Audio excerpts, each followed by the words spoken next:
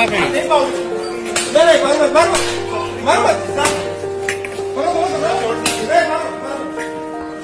इन छात्रों के साथ तो ऐसा ही होना चाहिए। अब उनके साथ वैसा ही हो रहा है जैसा जामिया के छात्रों के साथ हुआ था।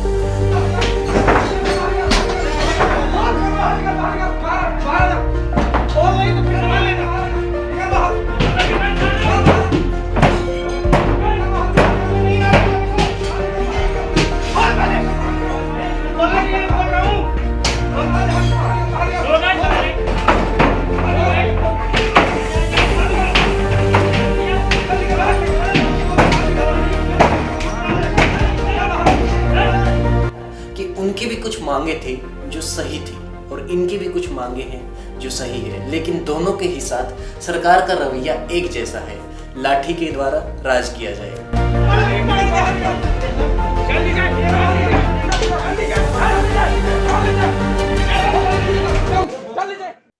आप सभी को गणतंत्र मुबारक हो। सही सुना आपने, गणतंत्र नहीं गणतंत्र। मंगलवार और सोमवार को देश में जो देखने को मिला है उस आधार पे इसे गणतंत्र कतई नहीं कहा जा सकता है। ये पूरा गणतंत्र है सरकारों के द्वारा। मंगलवार को इलाहाबाद, जो भी प्रयागराज हो चुका है, वहां पर छात्रों के द्वारा प्रदर्शन देखने को मिला। उससे पिछले दिन पटना और आरा में प्रदर्शन देखने को मिला। प्रदर्शन का सत्र काफी बड़ा है। दोनों ही जगहों पर छात्रों के ऊपर ताबड़तोड़ लाठियां भांजी गई।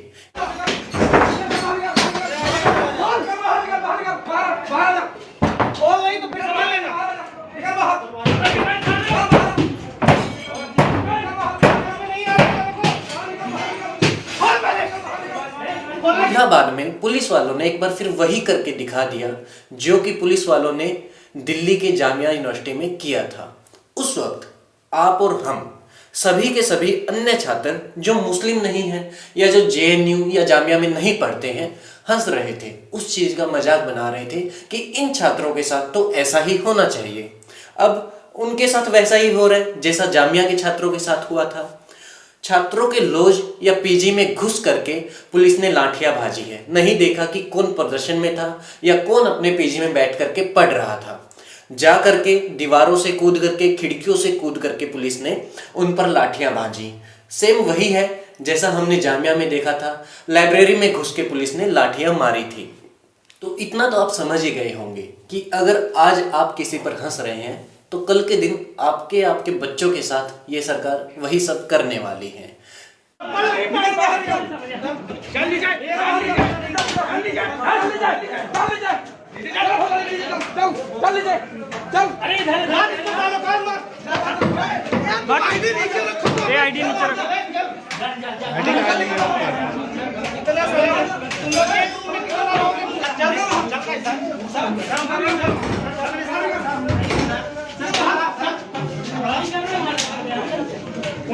पहले लोगों ने सीएए और एनआरसी के विरोध में प्रदर्शन कर रहे लोगों का मजाक उड़ाया।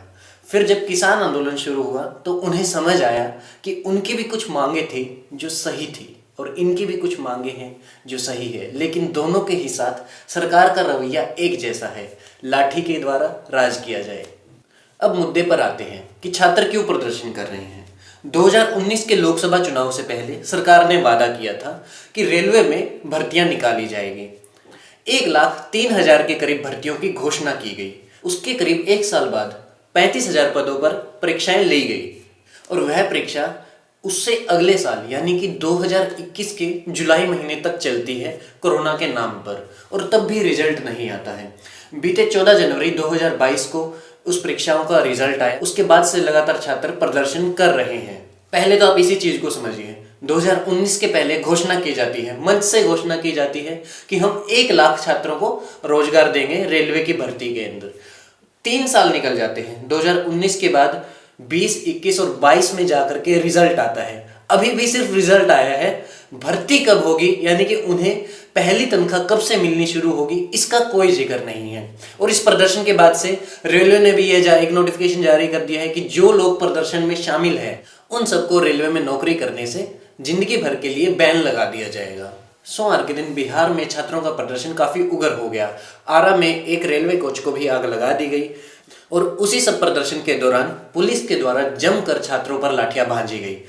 और आपके बाप का पैसा का नहीं जिएंगे, वो हमारा टैक्स का है। आपके बाप के पैसा से कोई सरकार नहीं देती है कि हमको नौकरी में कोई कहता होगा कि रोजगार कहाँ से दे, तो ना बाप के पैसे से नहीं दीजिएगा ना।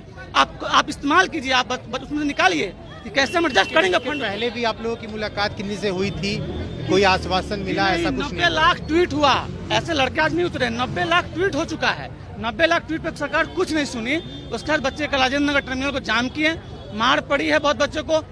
कल हम लोग भी गए हुए थे वहाँ, भागा भागी हम लोग भाग करके आए हैं। सही पूछे तो बहुत लोग पीएमसीएच में भर्ती हैं। उसके बाद बच्चे आज इकट्ठा हैं। आज बक्सर जाम है, फतुहा जाम है, बिहार शरीफ जाम है, मुजफ्फरपुर जाम है, सब जगह जाम किया गया। हम तो झारखंड और यूपी के बच्चों से कहना चाहते हैं, और यूपी के बच्चों से कि आप निकलिए, जो इलाहाबाद के बच्चे हैं ना वो निकलिए, बनारस के बच्चे निकलिए रोड पे, आप जाम कीजिए। ये सरकार सिर्फ चुनाव से डरती है, इसको हटाइए, ये ठिकाने आ जाएगा। उससे अगले दिन इलाहाबाद रेलवे स्टेशन पर भी प्रोटेस्ट देखने को मिला।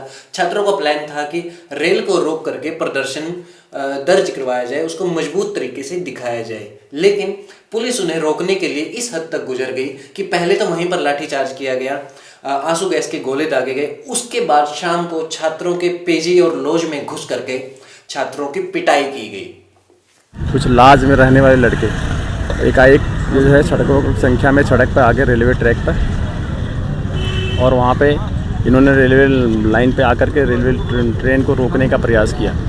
इधर भी खैर ट्रेन तो आके स्टेशन पे ही रुकी, उससे कोई नहीं रुकी, वो टाइमली दोनों तरफ से प्रस्थान हो गया है। और उन्हीं लोगों को हम लोग देख रहे हैं वो कौन लोग थे, और उनका बाकायदे वीडियो बना हुआ है, उसी से हम एक एक करके चिन्हित कर रहे हैं जो लोग भी इसमें शामिल थे। अभी हमारा ये सर्च अभियान चलेगा कई दिन तक, और एक एक जगह एक एक लॉज में चलेगा, हम उसको दिखवाएंगे, और जो लोग भी इसमें शामिल थे उनके विरुद्ध कठोर कानूनी कार्रवाई की जाएगी। को लेकर के ये लड़कों के कोई ऐसा 5-7 जो लीडर टाइप थे, जो अभी उनसे पूछताछ भी की जा रही है, उनका कहना है कोई रेलवे की भर्ती की डिमांड को लेकर के। रेलवे भर्ती की जो परीक्षा कर रहे हैं काफ़ी दिनों से ग्रुप डी की नहीं हुई है, उसका डिमांड थी। अब सवाल ये है कि छात्र प्रदर्शन क्यों कर रहे हैं? ऐसा क्या हुआ है उन भर्तियों में कि रिजल्ट आने के बाद छात्रों ने प्रदर्शन करना शुरू कर दिया गया? सबसे पहले तो रिजल्ट बहुत ज़्यादा लेट आया है, यही एक कारण हम मान लेते हैं प्रदर्शन का। हालांकि ये कारण है नहीं, लेकिन इसे भी माना जाना चाहिए कि 3 साल लगा देते हैं आप एक भर्ती को पूरी करने के अंदर, सिर्फ रिजल्ट देने के अंदर। अभी तक भर्ती पूरी नहीं हुई है।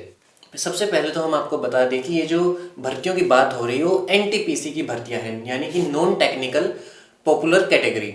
नाम से ही पता चल रहा है कि नॉन टेक्निकल काम, जैसे गार्ड का काम है, टीसी का काम है, या स्टेशन मास्टर का काम है, वो सारे के सारे इस कैटेगरी में आते हैं।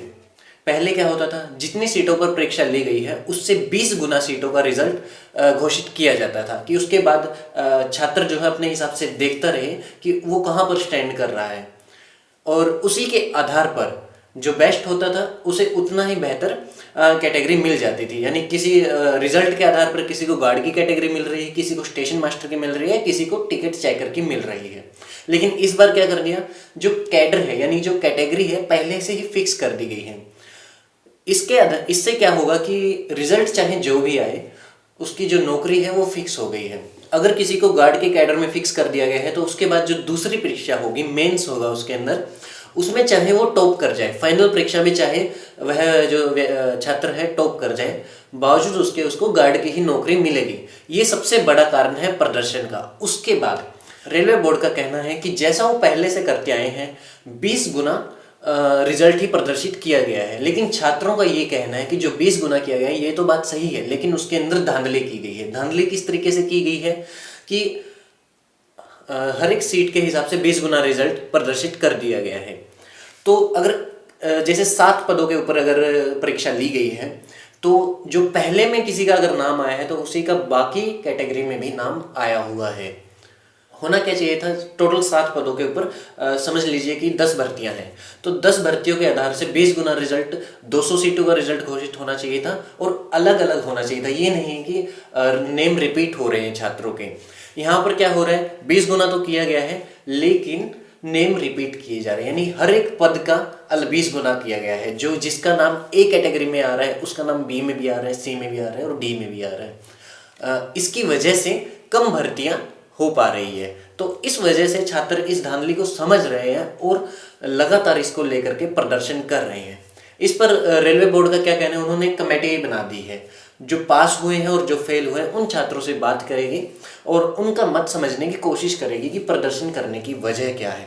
उसका रिजल्ट कब आएगा उसके लिए आप सालों इंतजार कर सकते हैं। इसके साथ ही रेलवे बोर्ड के द्वारा एक और नोटिफिकेशन जारी किया गया है कि जो सभी छात्र इन सब प्रदर्शन में शामिल है वो अनुपयुक्त है रेलवे में काम करने के।